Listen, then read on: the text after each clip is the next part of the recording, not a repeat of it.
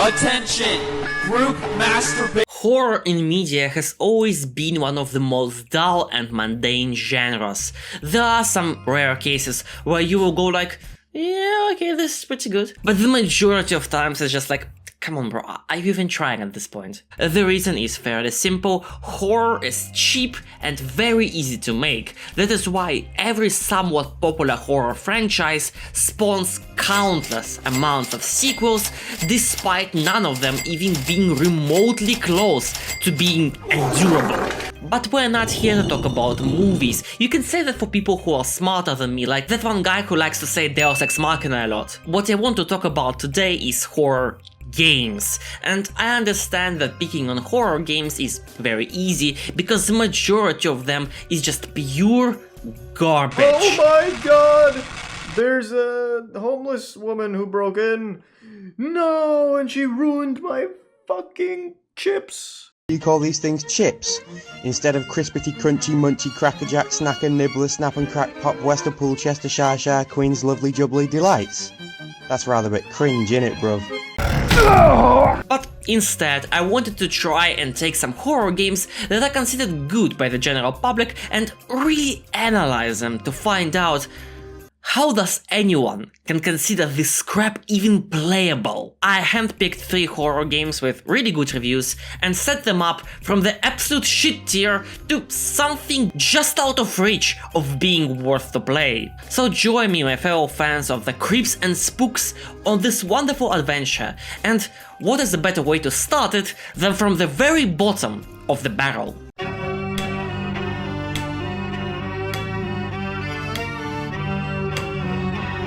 Outlast was released in 2013 by a Canadian studio called Red Barrels. You play as a reporter coming to investigate a spooky psychiatric ward, and you know, I'm just stunned over here by a fucking Mirana arrow. I'm writing a script and I don't even know where to start with this absolute abomination of a game. I guess let's try and start with the most important part of any horror game: atmosphere. This game has no atmosphere.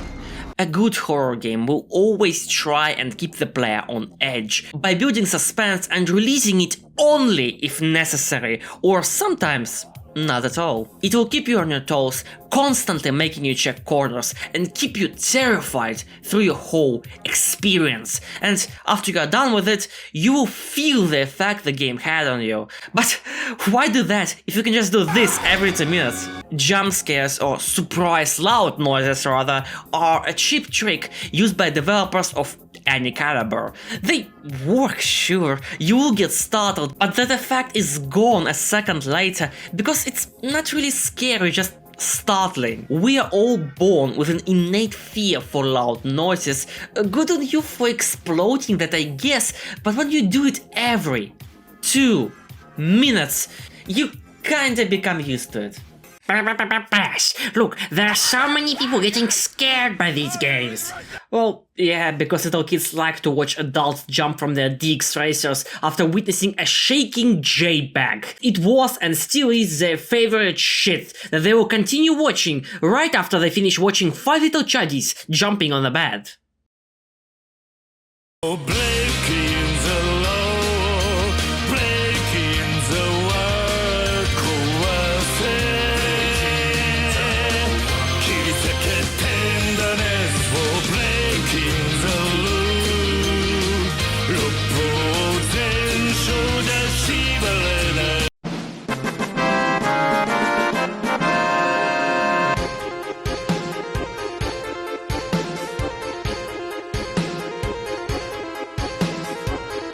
And that is the first out of an everlasting list of this game's problems. It relies solely on jump scares to terrify the player. You might have thought that I was over-exaggerating, but trust me, no. It took me 3 hours to beat this game, and it is pretty much every 2 minutes that this game goes boom. And the best thing is, the fucking jump scares themselves are done terribly. Even this infamous one that was on every single Facebook gamer meme page back in the day, it's just a loud noise. You can barely even see anything. Every single jump scare is just a loud stock noise of an anvil being repeated over and over. Audio Jungle. Again, that worked once, okay, maybe twice, but on your 100th time, it's just like, come on man, just try something else. But the game never does. It will throw a highly unnecessary amount of gore everywhere just to remind you that, yes, you are in fact playing a horror game. And it is the same deal with the jump scares. You just start ignoring it altogether because on every single corner there is either a corpse or a pile of blood or gore. Like, it all just becomes a filler that your brain will start to ignore after a very short while. What about the game then? Well, somehow it's even worse than the atmosphere aspect. I'll split this game in two modes. Jump scare walking simulator, where you hump every single door like it's Doom 2 all over again, and well, you know, trading missions? The absolute best way to turn your game into complete garbage? Well, I'm launching a petition to add a new sibling to trailing missions. Fusugitsu missions. That is, of course, short for flip switches while the guy is chasing you missions, patented by me, don't steal. For some reason, these are in literally every single horror game where you are defenseless. By the way, here's a hot take. There has never been a horror game of that genre that was even close to being decent since the first Amnesia, don't at me. And Outlast adores these. Every time you see the task of flipping 2 to 3 switches, you just know what is going to happen. And it happens. Every single time. Are the sections at least fun? Nope!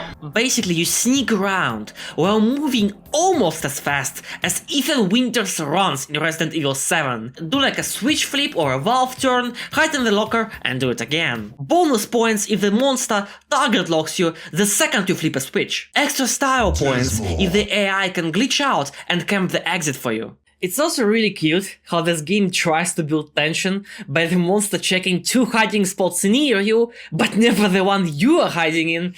Good job guys, you tried. And that's it.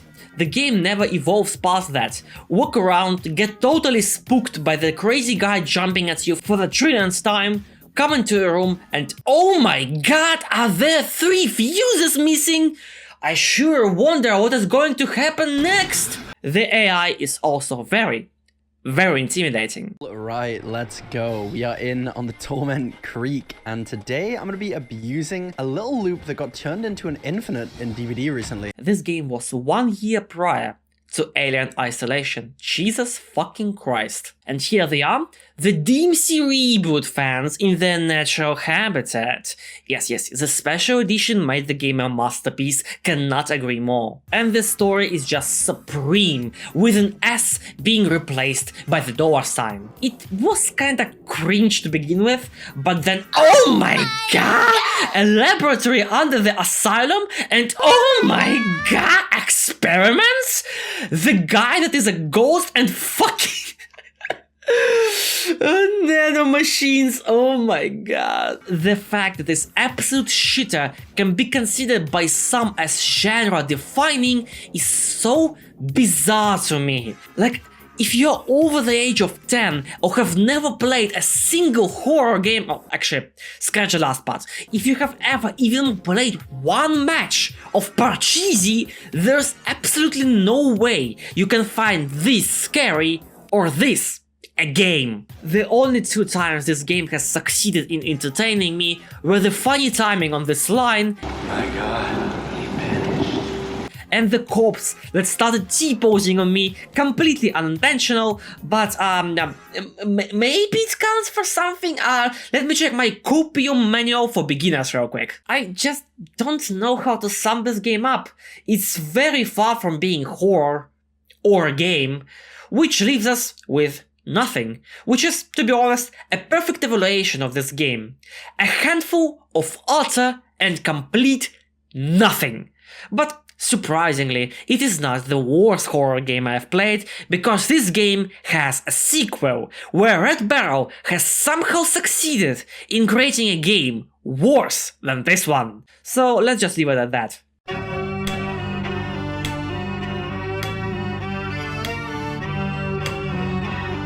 Observer was released in 2017 by a studio called Bloober Team, who were also responsible for Layers of Fear, the game that was so boring my girlfriend fell asleep 3 times while we were playing it. And yes, I know there is a remaster, I'm not reviewing it because I only have this edition of the game and that game is pricey. But let's pretend for a second that we're in 2018, there is no remaster currently, and I did not play Layers of Fear prior, and let's think of this title as it's flying in a bubble. Well, let's get inside of this bubble and check it out. The game is set in a dark cyberpunk society where Elon Musk became president. What is that actually happened? Of course it happened. I think this is. And Neuralinks became mandatory, resulting in people unironically reading 1984 by George Orwell. Furries are now legal, and most importantly, all Turkish men became landlords.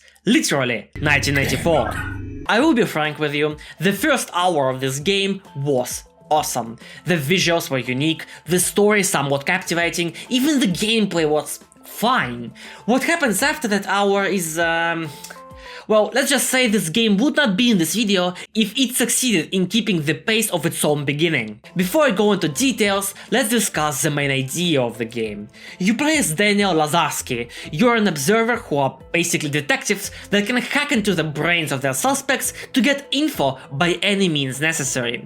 Your son that was missing for a long time calls you out of nowhere, inviting you to the slums. You arrive there and figure out that something is missing, that something being ahead of your child. And then a lockdown triggers and you are stuck inside an apartment complex with no sort of communications and the killer still lurking somewhere. That is a really good intro, to be honest, but this is the developers of Layers of Fear, do not forget, which means cheap jump scares, my favorite Fusagitsu parts, and completely non-existent story. Yay! Let's start with the atmosphere again. It is there. During the first hour of your gameplay, you will really feel that you are in the slums. People are trashy and untrusting, it is very claustrophobic at times, and you always hear someone just out of your reach.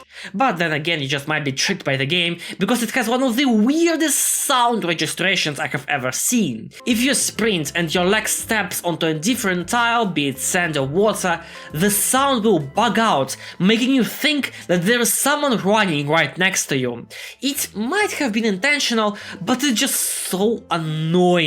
But after that, the atmosphere is gone because it all becomes just all in the head bullshit, like I'm watching another Pyrocynical video. Which just brings us into the gameplay. At first, you are introduced to the tools at your disposal, that being infrared vision to detect biological substances like blood and that other liquid that is all over your bedsheets, also electromagnetic vision to detect electronic devices, and night vision. And if you thought something on the lines of, huh, that's pretty cool, you'll be most happy to know that they're all completely worthless. Even the game realizes that as well, removing them for good for like third of its duration, because in the end of the day, this is not a spooky cyberpunk detective simulator, it's a shitty, cookie-cuttered, walking horror game. Unless you care for achievements in a game that has no replay value whatsoever, there is no reason to search for any clues. You only have to find like 2 or 3 of those to beat the entire game, and they are usually out in the open, which is, and I cannot stress it enough, dumb. But somehow, that is not the worst part of the game. The worst part is by far the brain hacking. You will have to do a lot of it, and it is hands down one of the worst experiences I had with pretty much any video game. They take like 20 minutes to beat, which is so long I forget that I was even a cyber detective in the first place. Not to mention, they all play the exact same and are an equivalent of a fever dream. Every 2 seconds your screen shakes, glitches, you get teleported, flashbanged, glitched again, and now sneak around while this absolute goober tries to catch you. What the fuck?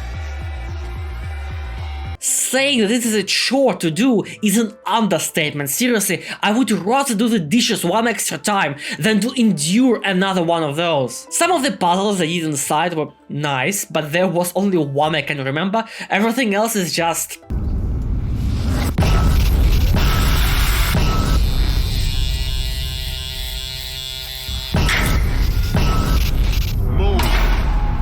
Also, the game is just way too edgy, which not only feels forced, but mimics the problem Outlast had. Everyone was dying, death, gore, blood, drugs, more drugs, a guy selling organs and human skin in his house, and also BBCs for some thirsty mamas at home.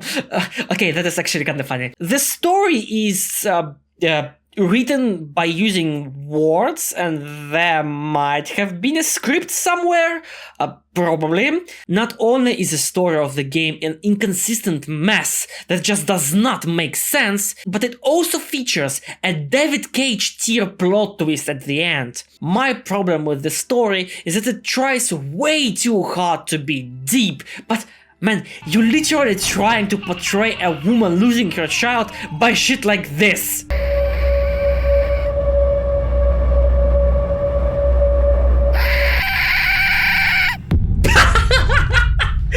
Pyrocynical is dead, guys.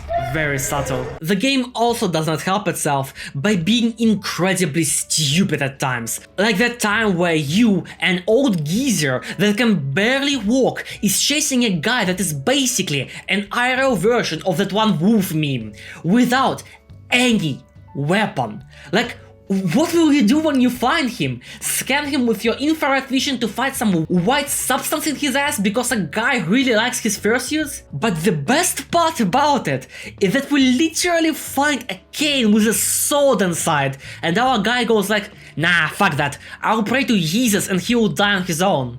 And that works. I will give the game credit. I like that the endings are both bad, which is fitting for a dark game, wannabe dark game, but nevertheless, it is good that there is not a choose good ending or choose bad ending, like in every single game there is right now. If Outlast was like a week 3, then this is a very week 5, and that is just for the intro sequence. Playing this game is way more painful than playing Outlast. At least Outlast was not deafening and flashbanging me every 15 seconds.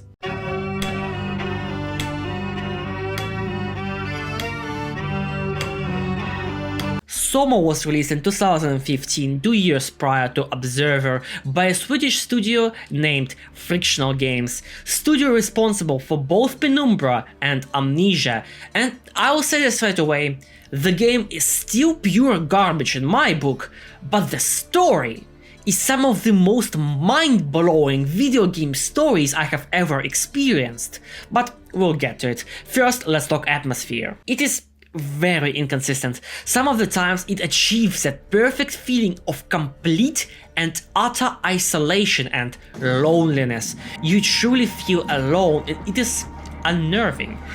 That was the only game that made me feel uneasy at parts. There is no real music in this game, it's just you and you alone, and it works. But then it's just ruined by some of the gameplay elements I'll discuss a bit later.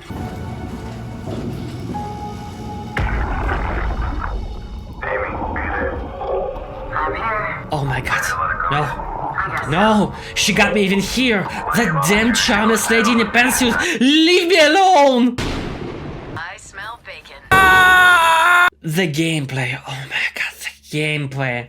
Imagine the most boring thing you have ever done, multiply it by 88 and stretch it over the course of 10 hours.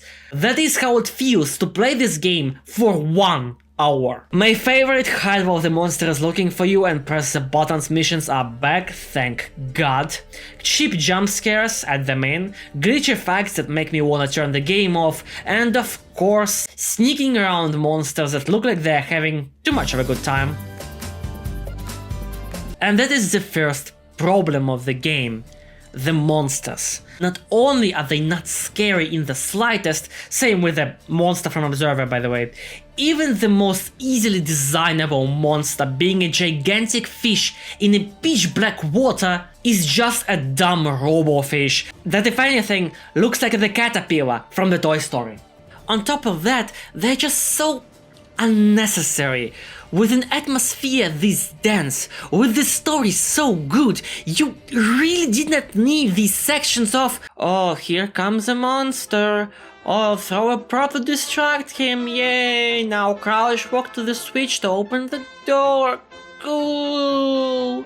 Unless you're unironically 12 and find this to be the pinnacle of horror, which, by the way, the game considers you to be, these sections add nothing besides the factor of, oh my god, when will this shit end? There are just so many of these sections that the feeling of being completely alone just vanishes, because all of a sudden you are on the most populated underwater station in the world apparently, with how many zombies are chasing you. It really is a nitpick, but I just thought it was funny. I tried locking this monster in because these doors need to be opened by pressing a button, and our guy over here does not have any arms, but that does not stop him apparently.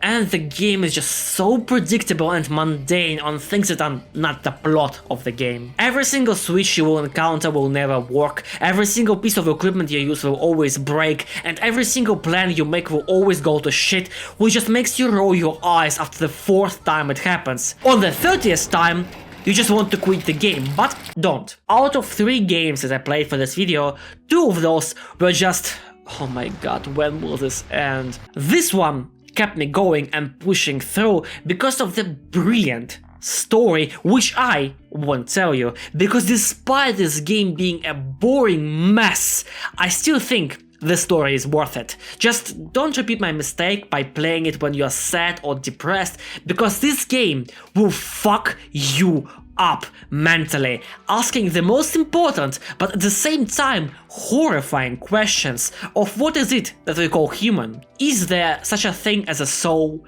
What happens when we die? And so much more. Just listen to me, okay? As soon as the credits start rolling, Alt F4 the game, do not watch the after credits scene. It will ruin everything I just told you. Simply pretend it does not exist. There are some weak plot points that don't go anywhere, but overall I still think that the story is incredible. A very strong 6 from me on this one. And that is all, gamers. The end of the spook month is upon us. Hope you had fun with me. I sure didn't. But I was thinking about making this a series. I already did a similar thing with Assassin's Creed. Basically like a series where I will review brutally overrated video game trilogies, or some games that share the same feature, like this one for example. So yeah, tell me what you think about it in the comments.